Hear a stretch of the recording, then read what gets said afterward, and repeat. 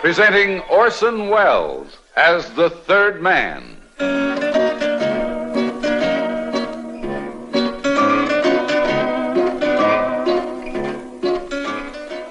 The Lives of Harry Lime. The fabulous stories of the immortal character originally created in the motion picture The Third Man, with zither music by Anton Karas. I won't burden you with the sordid details about how I met two very lovely Brazilian women named Inez and Aurora. They were very rich. They were in Paris on a buying spree, and the three of us became inseparable friends in very short order. I told them I was a dealer in masterpieces of famous painters. They were most eager to see my collection. So I began to browse around old antique shops, looking for something to sell them.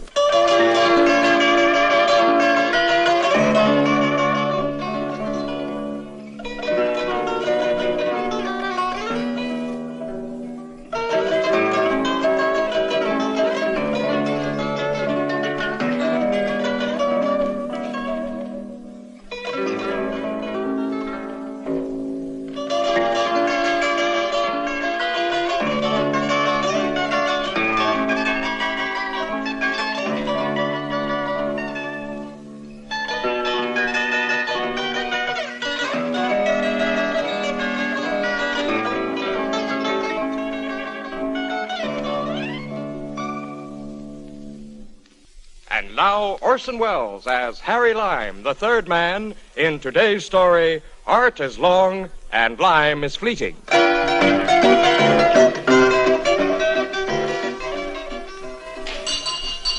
Bonjour, monsieur. Bonjour. Please, can I help you? I'll just look around, thanks. Thanks Of so much. course, if you tell me what you are I'm looking for a painting, Impressionist school, perhaps. I I don't have quite know. a few oils. This way, please. Here they are. They are very cheap. Yeah, not very good either. I have one that is a little more expensive. If you would step this way. Huh? Now, this one is very good. There's a picture of a bather. And in a dark light, and from a considerable distance, it might look a little like a Renoir. I looked the picture over carefully to see if it had a signature on it, but luckily enough, there wasn't any inscription. A charming painting. Now, who painted it? It is hard to say. Looks just a little bit like a Renoir, doesn't Well, it? Yes. How much is it? 10,000 francs. I'm sorry, old man, that's Aubrey. It is a very fine painting, and as you say, it looks a little bit like a Here what I'll do, Renoir. I'll give you another 1,000 francs, and you put the picture in the heavy old gold frame there hanging on the wall. Oh, no, monsieur. That frame cost much more than a picture. Okay, 12,000 francs. No more bargaining. Is the deal? All right. I'll wait for it now. I know you will appreciate it. I expect someone else to appreciate it far more than I.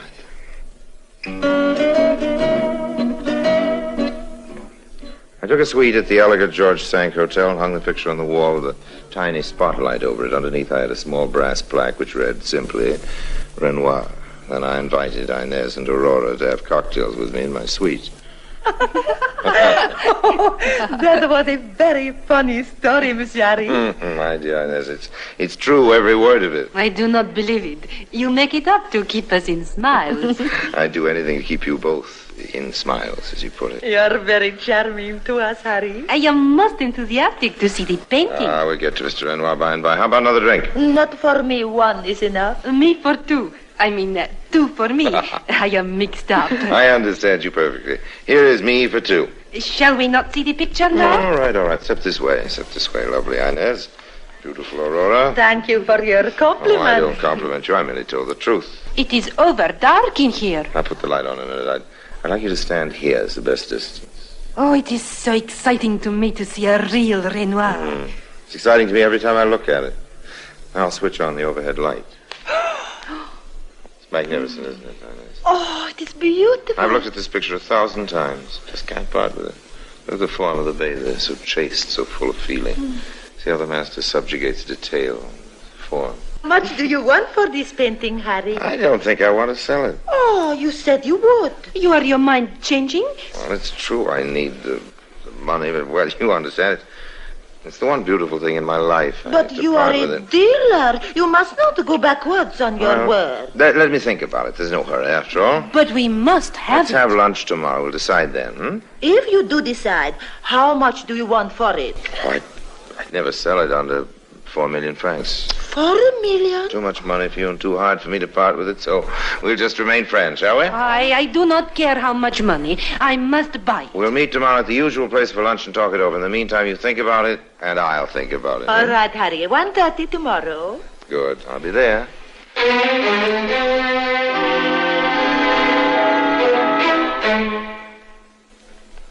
They left a few minutes later. It was working out fine. They were on the hook. All I had to do was to carefully reel them in. Then came a knock on the door. Yes? Hello, Harry. Paul Bazin. So, you still remember me. I thought you would have forgotten me by now. I never forget old friends. We used to be partners, old man. A partner, eh? That's right. Well, they hustled me into jail. You hustled off to the Riviera with all the money. It was an accident of fate. I was awful sorry you were caught, old man. There's nothing I could do. You're going to have an accident too, Harry. I don't do anything foolish. What good will it do you to shoot me? You have no idea how much good it will do me. Nothing. Like water to a thirsty man.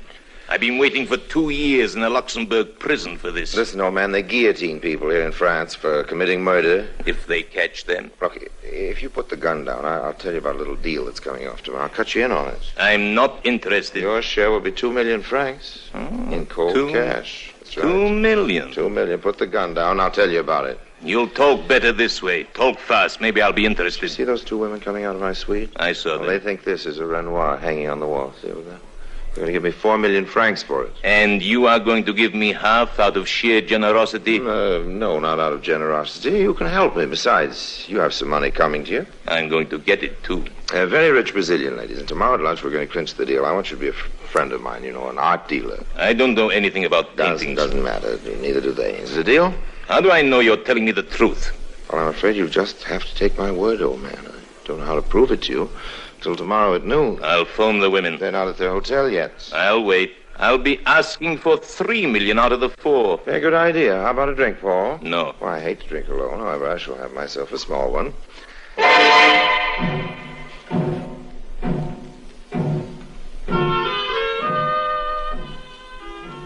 We waited an hour until Inez and Aurora returned to their hotel. Paul was satisfied that I told him the truth, and he finally left me. Until lunch tomorrow.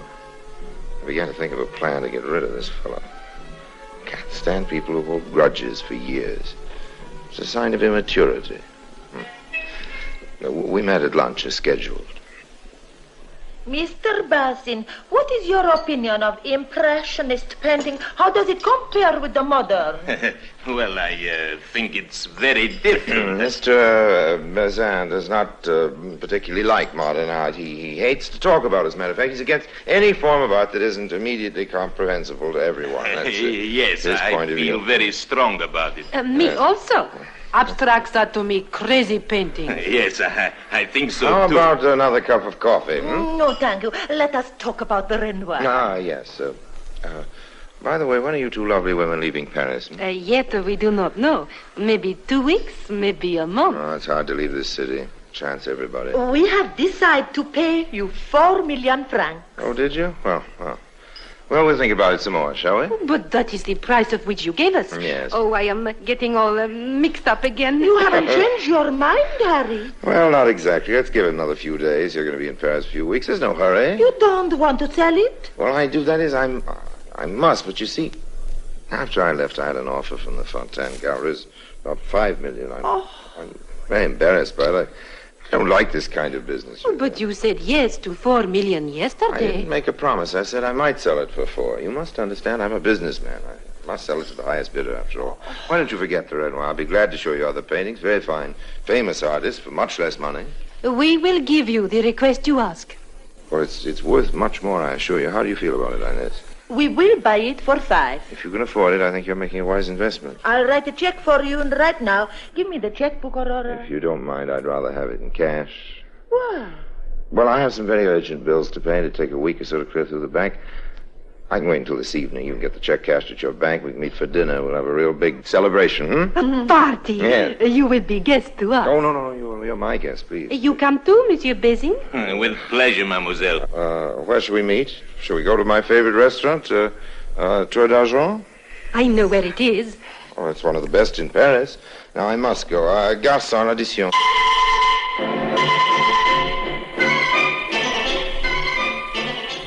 I was quite pleased with the way things were going. My only regret would be that I would have to leave Paris.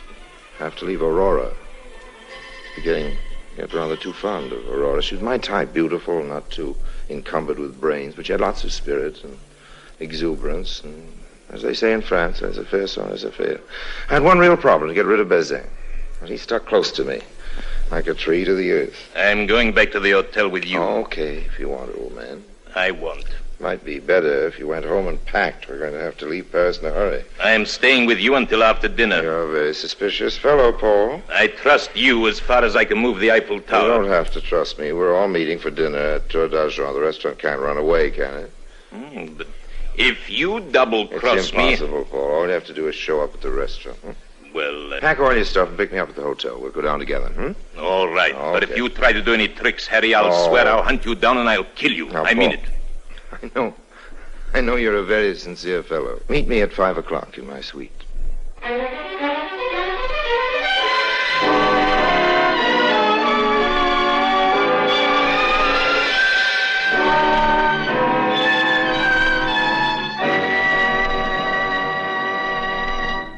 Orson Welles returns in just a moment as the third man.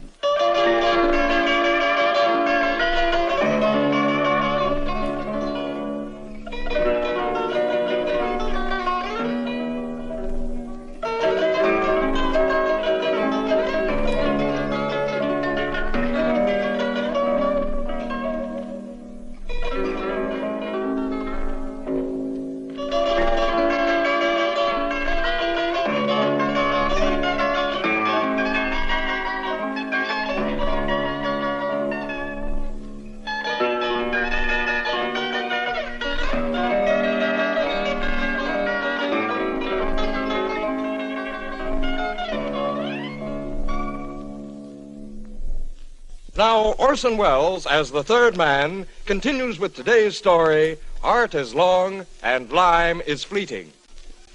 I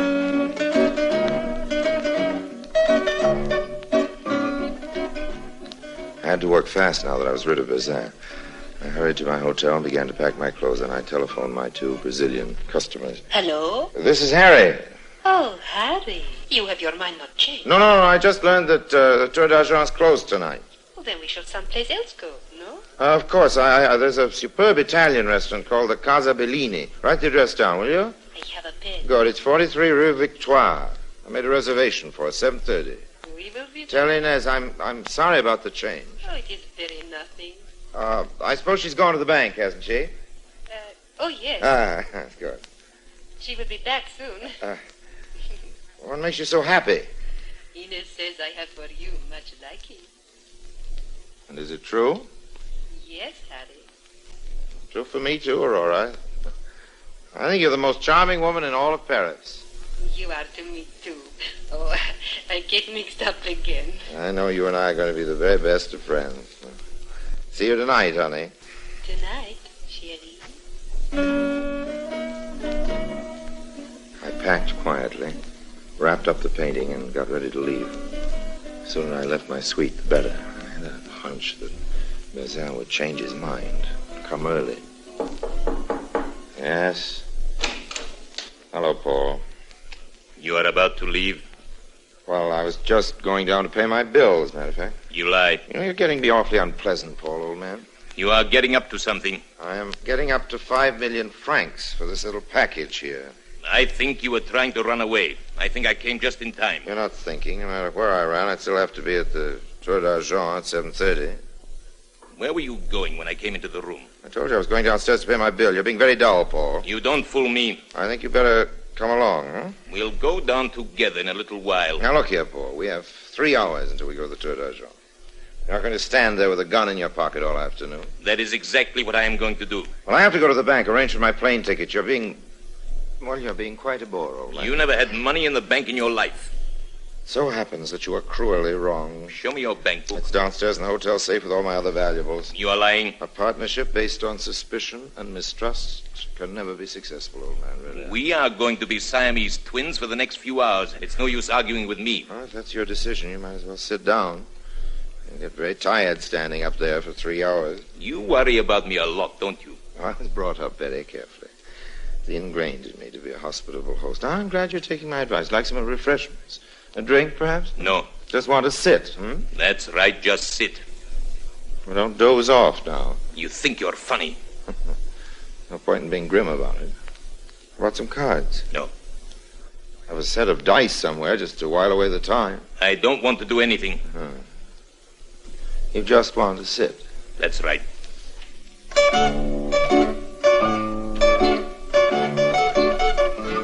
I couldn't catch him off guard. He sat in the chair and kept his beady eyes on me. I don't mind people staring at me, but as I had a gun, and he discovered my defection, he would become peeved, I thought, and that gun might go off.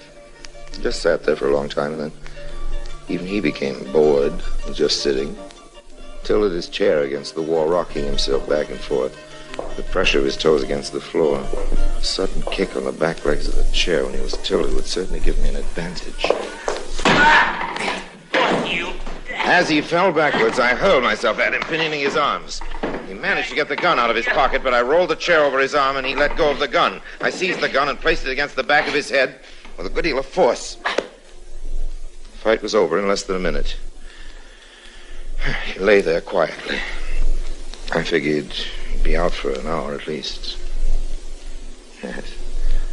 Mr. Bazin was out of the picture. Forgive us for being late, Harry. Oh, please. It was the fault of me. I took too much time to seem beautiful. You don't seem beautiful. You are, both of you. Monsieur Bazin, he's not coming. He won't be here. He wanted to come very much, but he was suddenly taken ill. Oh, that's too bad. Yes, he'll be all right, I think. I am much hungry. You make the selection for us. We do not know the French word. Oh, I'd be delighted. Perhaps we better settle our business first, though. Business before pleasure, you know. Oh, let's eat first. There's no hurry. We have all the night. I didn't like this. They didn't seem to be so eager for the painting as they were at lunch. Maybe they were only hungry. Maybe. I didn't like their attitude at all. How do you like your peche melba, Aurora? It is superbly. It will make me fat, and then you will not like me anymore. It'll make you fat, and I will adore you even more, darling. We must thank you for a very fine dinner. The best we eat in Paris. I'm very pleased that you're pleased. And now that we've eaten, shall we finish our business? You know, the Renoir is all wrapped up. Oh, hurry. We haven't had our brandy yet. But we can negotiate while we wait for the brandy, Oh, you Americanos so impatient. I Americaners like very much. Impatience in men is very nice. It's a custom in our country to get our business over with first. Very droll in that respect. Then we can all relax and enjoy ourselves, shall we? Oh, Harry, you do not say a word all evening about my frock, which I wear for you, especially. It's a beautiful dress, perfectly beautiful. I must say that if you've changed your mind about the painting, it's perfectly all right. You don't have to be embarrassed. Oh, no, Harry. We have not changed our mind. Let's have the brandy, and then we settle the business. Okay. Garçon?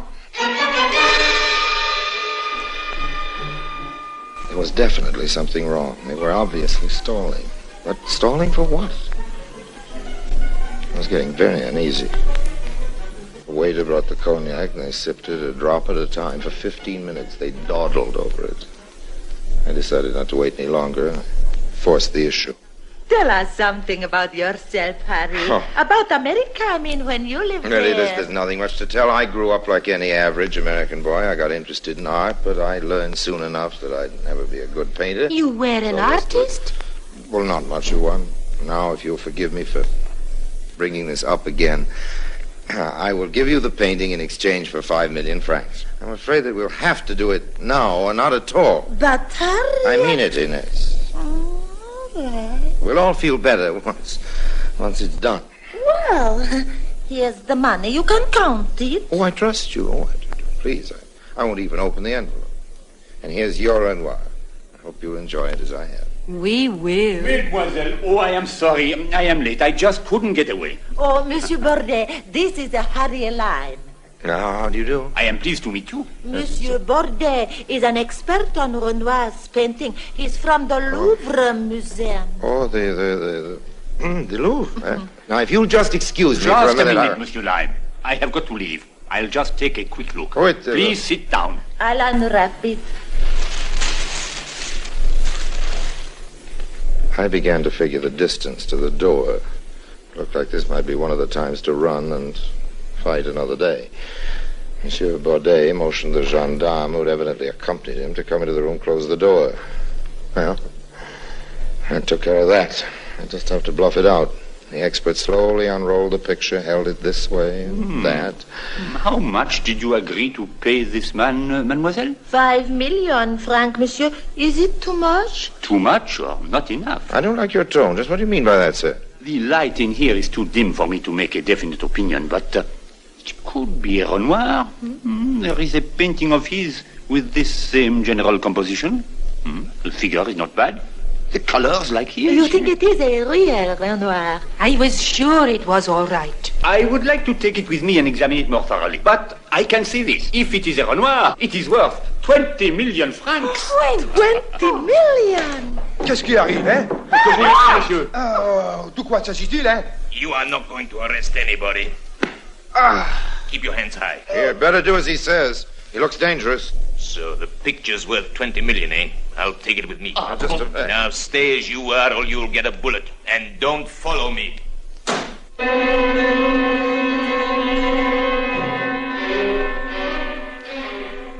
Bazin grabbed the picture and ran. Talk about a break. With the gendarme, the girls, and Bordet, I ran after him, yelling, "Stop, thief! Stop, thief, thief!" All the time blessing myself for not having tied him as securely as I thought I had. All I had to do was to follow him away and then get lost.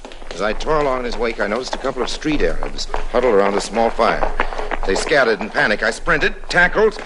He hit the sidewalk. The picture flew out of his hand. I shoved it into the fire. "I've caught you, you rogue. Now I'll teach you to steal, thief." Let me go. No, no, monsieur, no, no. Do not attack him. We will take care of him. It is not wise to beat a police officer at Paris. I'll kill you for this slime. I'm afraid all you'll do for a while is a nice stretch in the Bastille, my friend. Take him away. Come along, mon petit. I think we walk to the station. I have a few suggestions to make to you on the way. My wonderful Goodbye, Harry. old man. You were the bandit captured. Yes. You are so brave, so wonderful. You are not hurt. You are all right. A wonderful action, Monsieur Lime. An heroic deed. But where is the The picture? picture, it must be right here. It flew out of his hand when I tackled him. Oh, the picture, it is burning. It will be destroyed. Get it, Harry, it is burning. I'll get it. I'm afraid it's completely gone. Of course, I made sure the picture was burned. I managed to grab a corner of it, but I had to drop it back into the flames. What a pity. The girls in Bordet were very concerned over my hand, but what's a few burns compared to a term in the local hoosegow and 5 million francs, not to mention getting rid of Bazin. Bordet and I saw the girls home, and then after making a date for the next evening with Aurora, I offered to drop him at the Louvre, where he still had to make his report. There is only one thing remaining to say, Monsieur Lime. Yes? What is that? I would not want you to think that I am such a bad expert that I really had any doubts about the picture. You mean that it was an original? No, I mean that it was not. Oh, I see. Well, how much do you want, Bordet? Nothing. Nothing? I don't get it. Monsieur Lime, if I had everyone arrested who tries to sell a fake picture, the prisons of Paris would be full. I wanted only to give you a chance to get away without embarrassment. I hope this will be a lesson to you, and that you won't try it again. Monsieur Bordet, I can't tell you how much I appreciate your courtesy. You're a wonderful fellow. And I must tell you, I want you to know what an inspiration people like you are to people like me.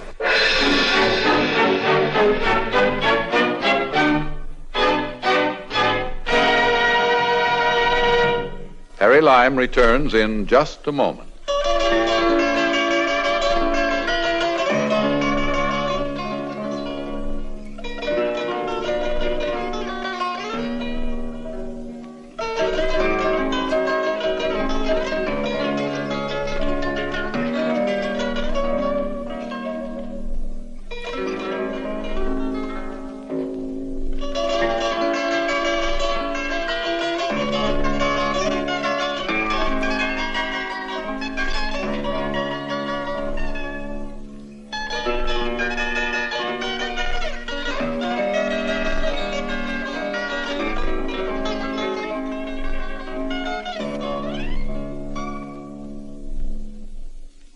And now, Harry Lime. Let's face it, friends, the world is very generously populated with mugs. Millions and millions of mugs just waiting like the proverbial sheep for the proverbial fleecing. In fact, if they weren't shorn from time to time, they wouldn't be comfortable. It always makes me laugh to read that one of the mugs was an innocent victim of a confidence game. Now, just how innocent, I ask you? If you want a path beaten to your door, don't waste your energy inventing a better mousetrap. No, just hang a sign out, scarce items at prices you want to pay. However, till we meet again, look after yourselves. And remember, if you don't, no one else will.